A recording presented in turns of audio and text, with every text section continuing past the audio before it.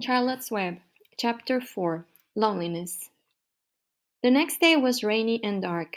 Rain fell on the roof of the barn and dripped steadily from the eaves. Rain fell in the barnyard and ran in crooked courses down into the lane where thistles and pigweed grew.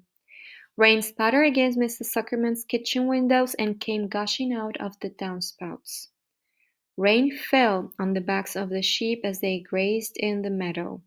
When the sheep tired of standing in the rain, they walked slowly up the lane and into the fold.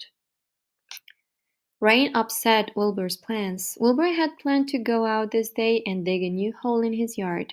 He had other plans too.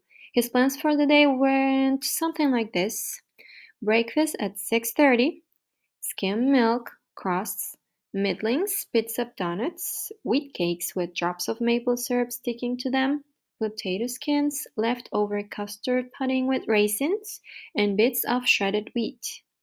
Breakfast would be finished at 7. From 7 to 8, Wilbur planned to have a talk with Templeton, the rat that lived under his trough. Talking with Templeton was not the most interesting occupation in the world, but it was better than nothing. From 8 to 9, Wilbur planned to take a nap outdoors in the sun. From 9 to 11, he planned to dig a hole or trench and possibly find something good to eat buried in the dirt. From 11 to 12, he planned to stand still and watch flies on the boards, watch bees in the clover, and watch swallows in the air. 12 o'clock, lunchtime. Middlings, warm water, apple parings, meat gravy, carrot scrapings, meat scraps, stale hominy, and the wrapper of a package of cheese. Lunch would be over at 1. From 1 to 2, Wilbur planned to sleep. From 2 to 3, he planned to scratch itchy places by rubbing against the fence. From 3 to 4, he planned to stand perfectly still and think of what it was like to be alive, and to wait for Fern. At 4 would come supper: skim milk, provender left-over sandwich from Lurvis' lunchbox, prune skins, a morsel of this, a bit of that, fried potatoes, marmalade drippings, a little more of this, a little more of that, a piece of baked apple, a scrap of upside-down cake. Wilbur had gone to sleep thinking about these plans. He awoke at 6 and saw the rain, and it seemed as though he couldn't bear it. I get everything all beautifully planned out, and it has to go and rain, he said. For a while he stood gloomily indoors. Then he walked to the door and looked out. Drops of rain struck his face. His yard was cold and wet. His trough had an inch of rainwater in it. Templeton was nowhere to be seen. "Are you out there, Templeton?" called Wilbur. There was no answer. Suddenly Wilbur felt lonely and friendless. "One day just like another," he groaned. "I'm very young. I have no real friends here in the barn. It's going to rain all morning and all afternoon, and Fern won't come in such bad weather. Oh, honestly." And Wilbur was crying again for the second time in 2 days. At 6:30 Wilbur heard the banging of a pail. Lurvy was standing outside in the rain, stirring up breakfast. "Come on, Pig," said Lurvy. Wilbur did not budge. Lurvy dumped the slops, scraped the pail, and walked away. He noticed that something was wrong with the pig. Wilbur didn't want food, he wanted love. He wanted a friend, someone who would play with him. He mentioned this to the goose, who was sitting quietly in a corner of the sheepfold. "Will you come over and play with me?" he asked. "Sorry, Sonny, sorry," said the goose. "I'm sitting on my eggs, 8 of them. Got to keep them toasty warm. I have to stay right here. I'm no flibberty-ibberty-gibbet. I do not play when there are eggs to hatch. I'm expecting goslings." "Well, I didn't think you were expecting woodpeckers," said Wilbur bitterly. Wilbur next tried one of the lamps.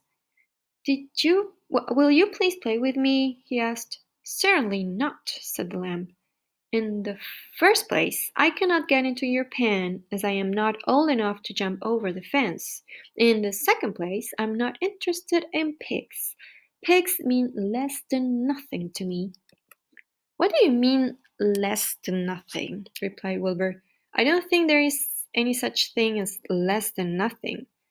Nothing is absolutely the limit of nothingness.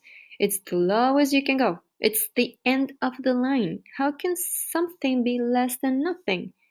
If there were something that was less than nothing, then nothing would not be nothing, it would be something, even though it's just a very little bit of something. But if nothing is nothing, then nothing has nothing that is less than it is. Oh, be quiet, said the lamb. Go play by yourself. I don't play with pigs. Sadly, Wilbur lay down and listened to the rain.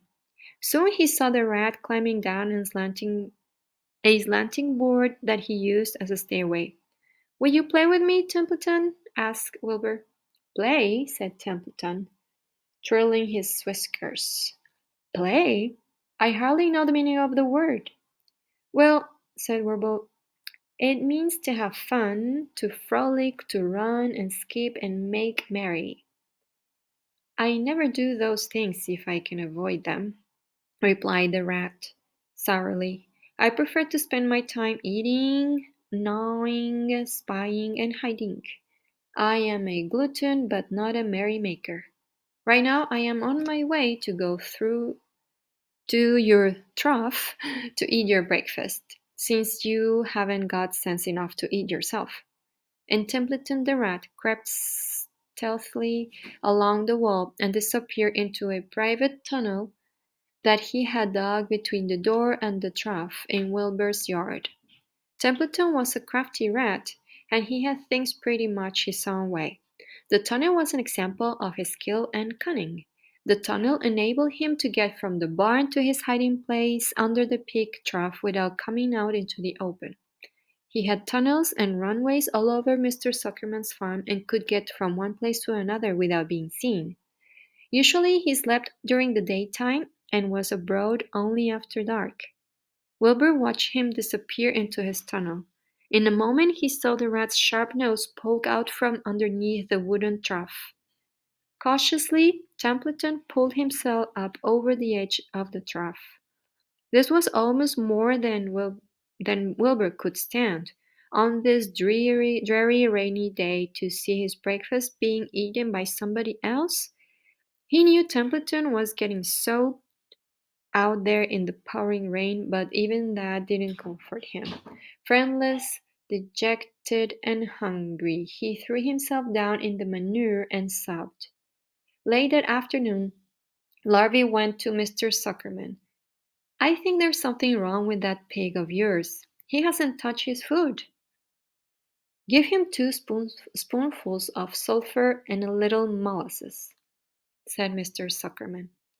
Wilbur couldn't believe what was happening to him when Lurvy caught him and forced the medicine down his throat.